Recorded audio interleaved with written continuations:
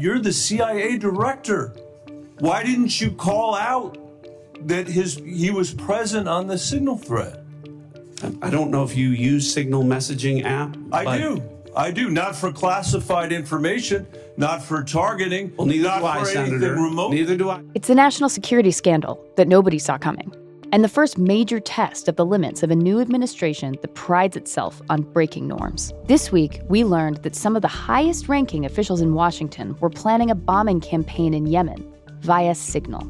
Their messages, which were accidentally shared with a journalist from The Atlantic, have sparked a backlash over the administration's handling of state secrets. I think that it's by the awesome grace of God that we are not mourning dead pilots right now. These are important jobs. This is our national security. And opened a rare window into how national security decisions are made in the emoji era. From the New York Times, this is The Roundtable. I'm Jess Bidgood with Helene Cooper, David Sanger, and Zolan Kano-Youngs.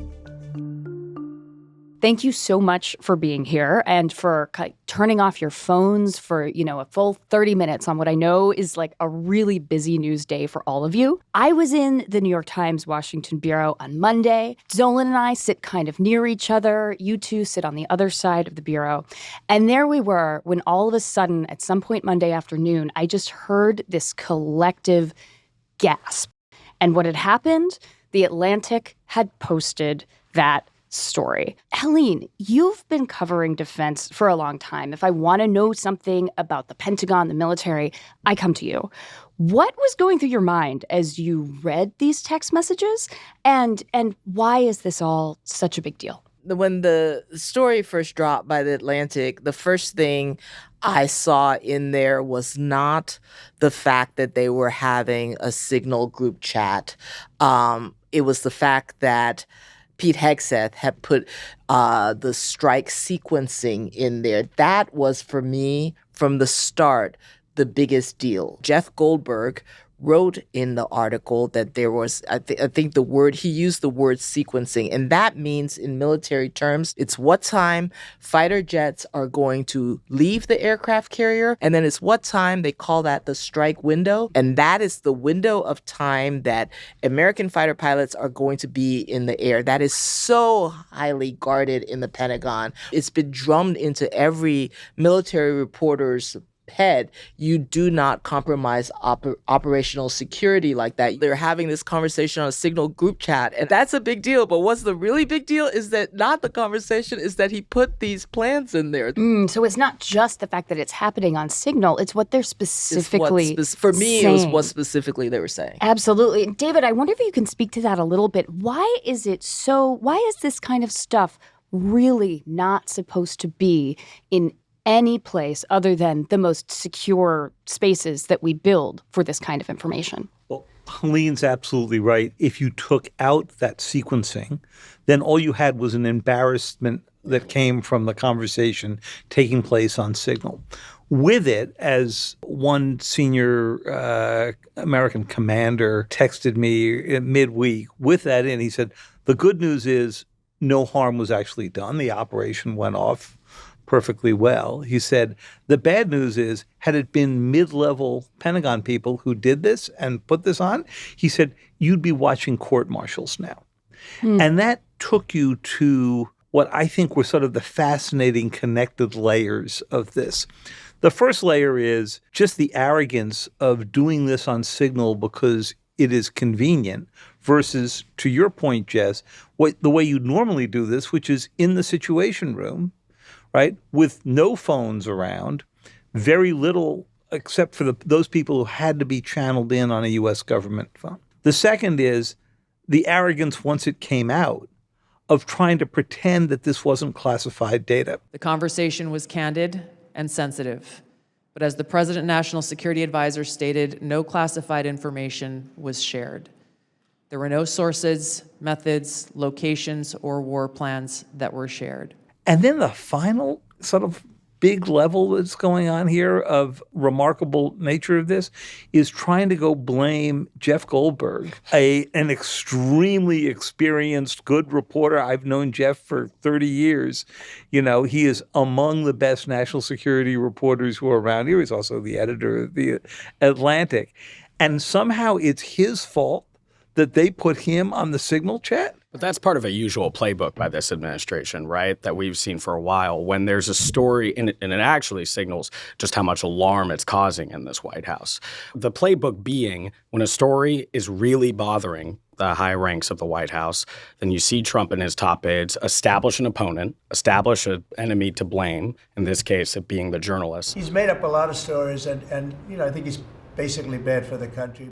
You're talking about a deceitful and highly discredited so-called journalist who's made a profession of peddling hoaxes time and time again. And then on the other hand, belittle actually what was in that story that's causing so much concern. Again, the attacks were unbelievably successful, and that's ultimately what you should be talking about, I think. What's been interesting and a little unusual about this response is just actually how incoherent it's been, even with that baseline. You have had some officials say that it wasn't classified information. Then the president start to walk it back. You've had Mike Waltz on one day tried to take, it seemed, responsibility for this chat since he was the one that organized it, invited people in. Look, I take full responsibility. I built the group. My job is to make sure everything's coordinated. And then the next day have White House officials say, actually, this is a hoax. So even on and that. Don't forget Marco Rubio. And then Marco Rubio who said it's a great mistake. Obviously, someone made a mistake. Someone made a big mistake and added a journalist. Nothing against journalists, but you ain't supposed to be on that thing. Right. He's the only one who's actually acknowledged the severity of it. That's right. And you had Hegseth saying it was a hoax. And hours later, maybe it was a little bit before actually, the director of the CIA, John Ratcliffe, comes out and says, no, that looked like it was exactly the chain we were all on. I mean, he confirmed that it was for real. I think that gets at something that I think is really important about this story, and that is that as revealing as the text messages themselves were, the reaction has been just as revealing. The reaction from top members of the administration, as they have kind of obfuscated, changed their explanation, struggled to explain it. And I'm wondering, Zolan, what do you think is at stake for the administration here? What is this a test of? Competence. I mean, a perception of competence. You had an administration come in and put a lot of government officials on leave, end a lot of programs under this name of restoring merit and competence to the government. This doesn't look competent to organize a Signal chat on a commercial platform and discuss sensitive details, including the timing of these jets taking off, that has caused national security officials and veterans of national security to say that it actually put pilots at risk. I ran into a former Justice Department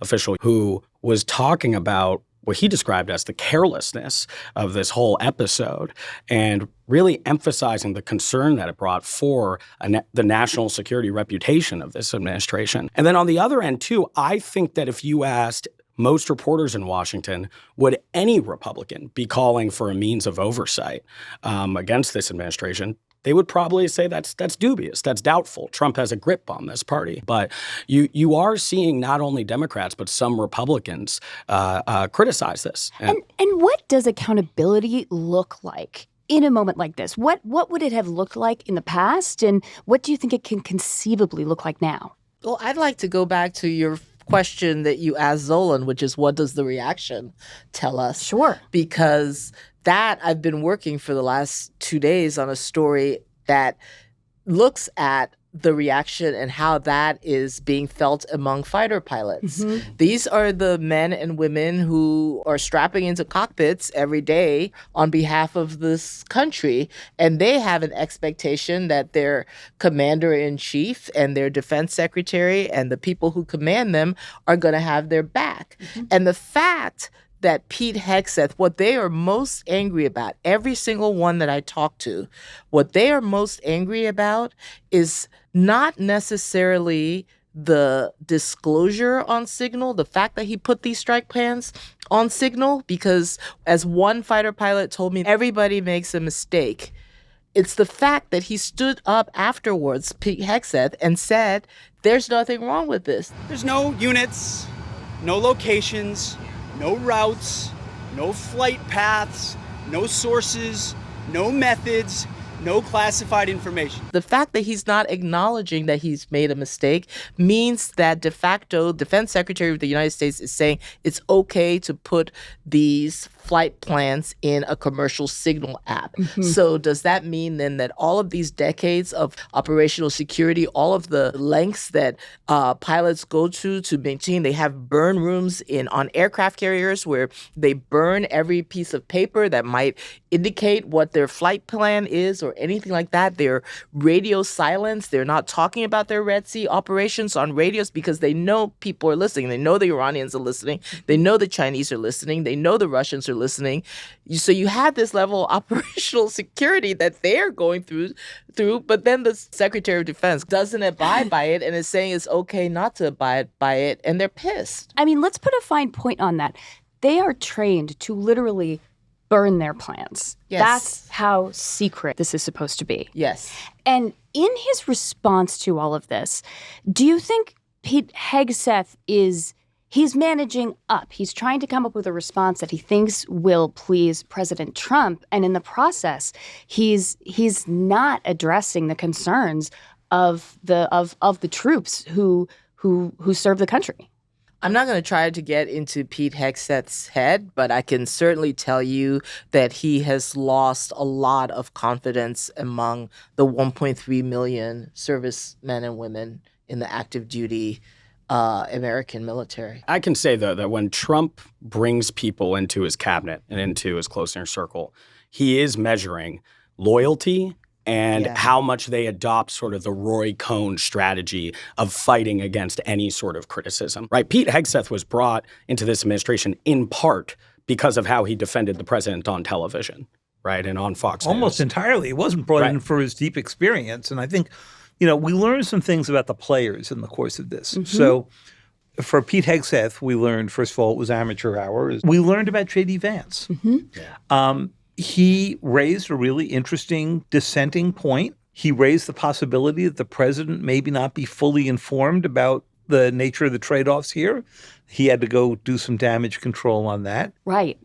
And this key concern, it was about how it looks, right? How it looks to the allies, how it looks to the public. The allies all came to the conclusion that in private, J.D. Vance is even more dismissive of them than he is in public. And he was pretty dismissive of them in public. So they're beginning to think, well, gee, if we actually got into trouble with the Russians, are the Americans coming to help us? No. It was interesting, too, just on the J.D. Vance note. You mentioned containing the fallout and damage control.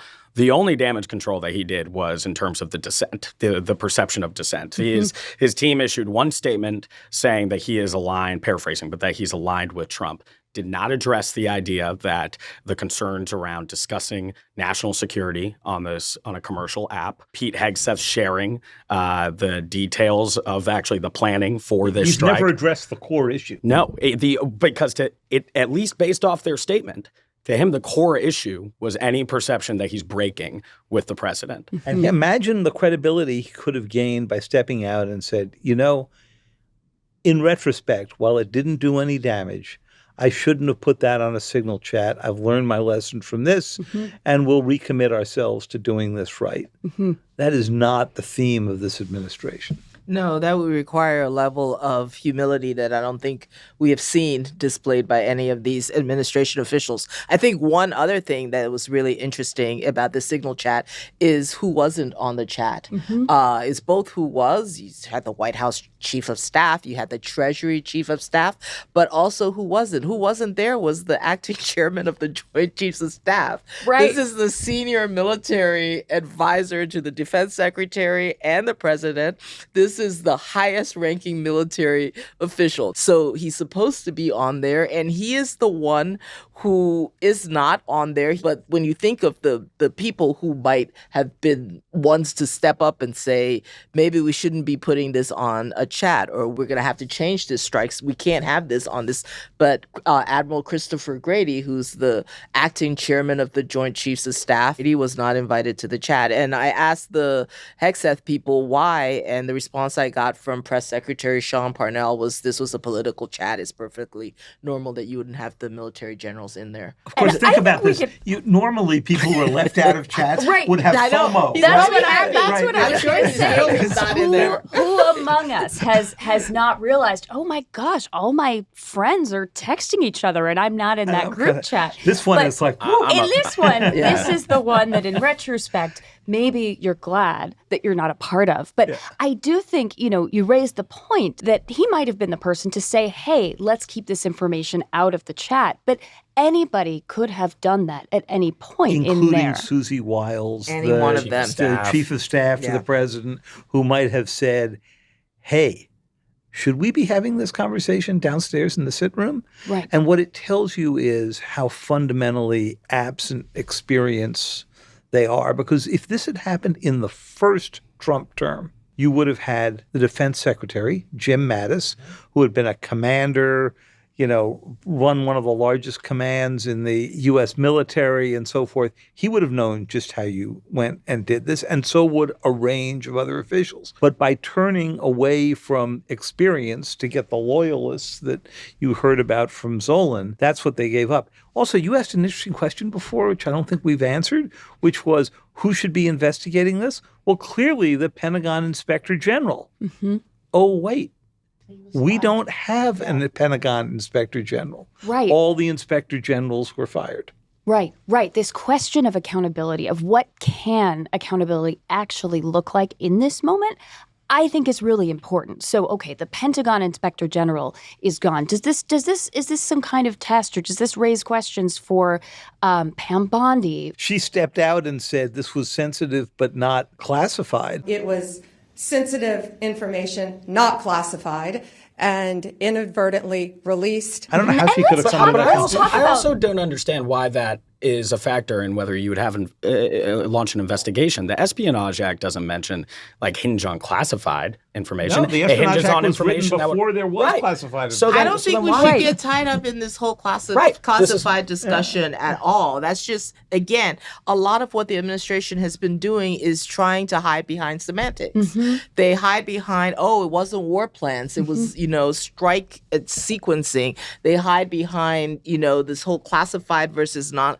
unclassified. Hegseth has the power to declassify anything. Mm-hmm. So he, as defense secretary, could theoretically have declassified the war plans after presumably he would have done it before he put that out there on a Signal chat with a journalist. But it's not about, forget about all of these semantics. And I think it's just really important that we look at what actually happened, mm-hmm. and you look at what actually was done, mm-hmm. and you ask yourself how you would feel if you were a fighter pilot for this country and you got in a cockpit and you knew that senior officials were discussing what you were about to do on a commercial chat. And as we hear this kind of semantic response from the White House about what was classified and what wasn't, I think we also have to remember that a lot of these individuals talked a lot about classified information and the importance of keeping it secret. Are you talking about Hillary Clinton and her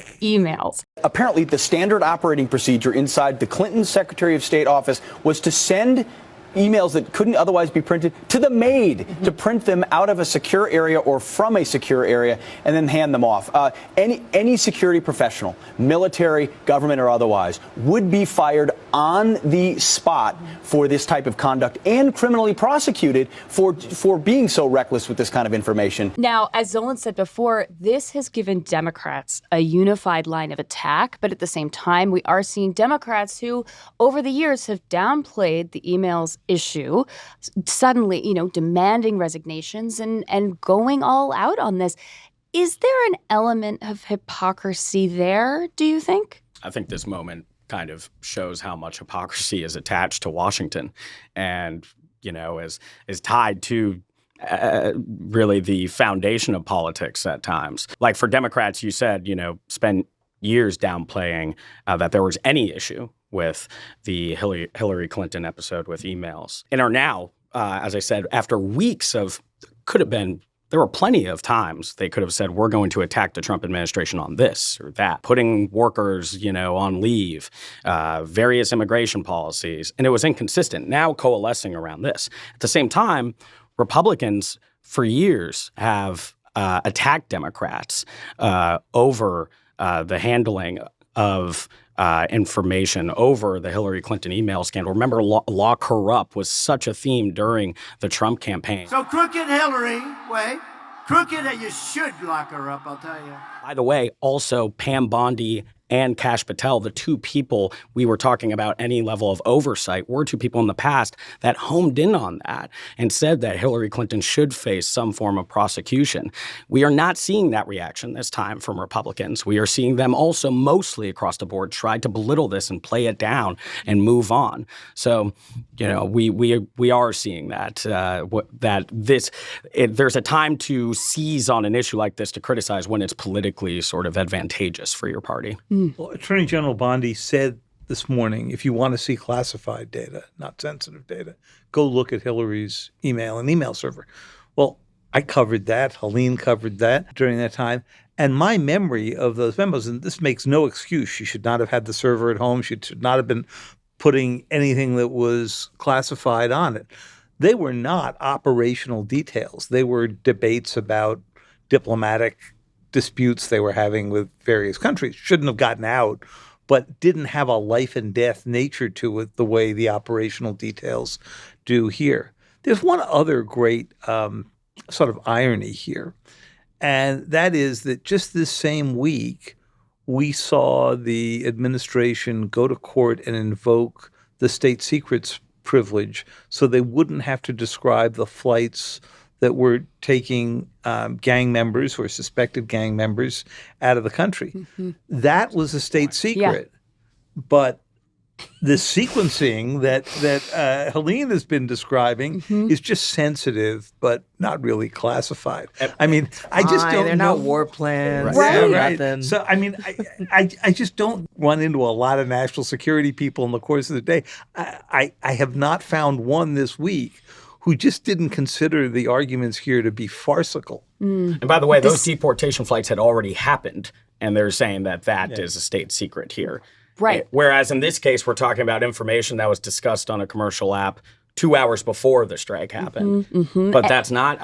This is an administration, as you said, David, that invokes secrecy when it is convenient to do so, when it sees it in its interest to do so. One person that we haven't talked a lot about is National Security Advisor Mike Waltz. He is the one who made this signal chat in the first place. He then went on TV to try to explain himself, talked a little bit incoherently about the idea that Jeffrey Goldberg might have been sucked into the chat in some way. But how did the number have you ever had somebody's contact that shows their name and then you have somebody else's number there? I never make those mistakes. Right? You got somebody else's number on someone else's contact. So of course I didn't see this loser in the group. What are we learning about him and what are we learning about what might be next for him?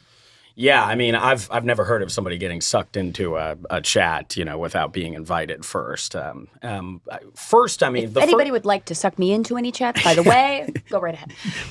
The first time that we saw Waltz respond to this was actually in front of Trump when Trump was being asked about this. This journalist, Mr. President, wants the world talking about more hoaxes and this kind of nonsense rather than the freedom that you're enabling. Then we actually saw later on in a TV interview him take some responsibility for this. And you did see the president say Mike Waltz is a good man, he's doing a good job, and defend him. But we have seen a more aggressive defense from the president for Pete Hegseth as well. Hegseth is doing a great job. He had nothing to do with this.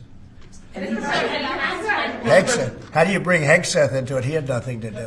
Look, it's all a witch hunt. Before this all happened, Mike Waltz was running a little bit on shaky ground. At one point, everybody thought that he was going to be the next Secretary of Defense. That's right. He was considered for that. Yeah.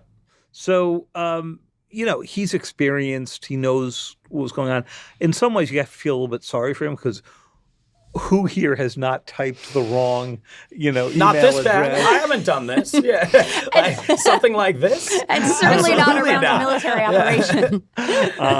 But he made an error here, and whereas Hegseth made a decision to place a timeline for attack into an unclassified channel. And that's part of what makes it notable that Trump seems to be doing so much to stand by Hegseth in this moment. Yeah. We'll just have to see how Mike Waltz survives on this and how Hegseth does. And Hegseth has a long relationship with the president that will probably stand him in good stead. His bigger problem now is with the allies and with his own troops, as Helene pointed out. And with Congress. And with Congress. And he's going to have trouble with Congress. I mean, it's clear that Hegseth looks the part of what Trump likes. Yes. He's got the Fox News look. He's got the hair. Trump clearly likes that. But I think that Hegseth was confirmed. J.D. Vance had to come in and make the deciding tie-breaking vote. He was confirmed 50-50 by the Senate, barely by the skin of his teeth, and he's had one stumble after another. So I think Hegseth, for all the trouble that Mike Waltz may be in, I think that Hegseth is probably in as much trouble. Absolutely. And now one thing that this whole episode raises, I think, is a question: what other chats are out there? What else is being planned in unsecure places? Who might be doing that? Do we have any sense if there is a broader security issue in government? What are the questions it raises for you? Well, the fact that nobody on that chat at any point while Jeff Goldberg was on there said, hey, maybe we should take this to the Situation Room, tells you that they're doing this all the time. I mean, this seemed completely normal. There was no... Well, they were until Monday. Yes. So I would say there are probably many, many others that have been going on. Maybe they're... you think they've stopped? Well, probably for that kind of planning. Signal serves a really important point. I mean, we all use it, right? And we all use it because it's the best encryption out there that is available on a sort of commercial, in this case, free basis, right? White House, military, intelligence officials frequently use it for communicating with people outside their world, right? They've got to do that. But the trick here is knowing what is to be used for and what is not to be used for. And of course, we know that China and Russia are trying to get into Signal as well. There's been a scam around that doesn't get at a flaw in Signal, but just how you link up your phone with your computer that is a way for the Russians to try, in particular, they've been trying to get into the system that way. But I think people are going to have to come to some real understanding about what you use Signal for and what you don't use it for. Just in case they don't come to that understanding, I want to end with one last question for you guys, which is, what is the group chat that you would like to be accidentally added to? I doubt that they're in one, but I wouldn't mind being in the Joe Biden-Kamala Harris group chat. Sure. As we still assess what happened with the previous election and we still try and look back on the relationship between those two. Absolutely. And maybe let's add some of their senior staffers too, to tackle some of the questions like, should the vice president have broken with the president earlier? But I suppose that's for a different roundtable. One that I would be happy to have. How about you? I'd love to be in the Taiwan group chat. Wouldn't that be a good one? Who's on that chat? Yeah, who's in that? Everybody who was in the other chat. Yeah. I want to be on the chat when they realized that Jeff Goldberg was in their chat, the cleanup chat. Oh, the secondary chat. That's like, oh my God, did you see what just happened? When they saw JG has left the chat. Yes. Well, I would like to be in a group chat with all of you. Thank you so much for joining us today and taking time out of your schedules. And I cannot wait to read your next stories on this. Thanks, Jess. So much. Thanks, Jess.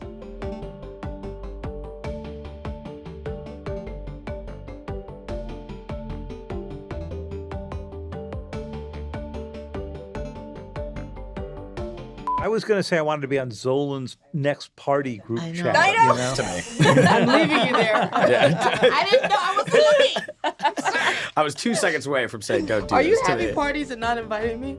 Well, Never. that's the That's only what way. Sanger the just only said. way. What?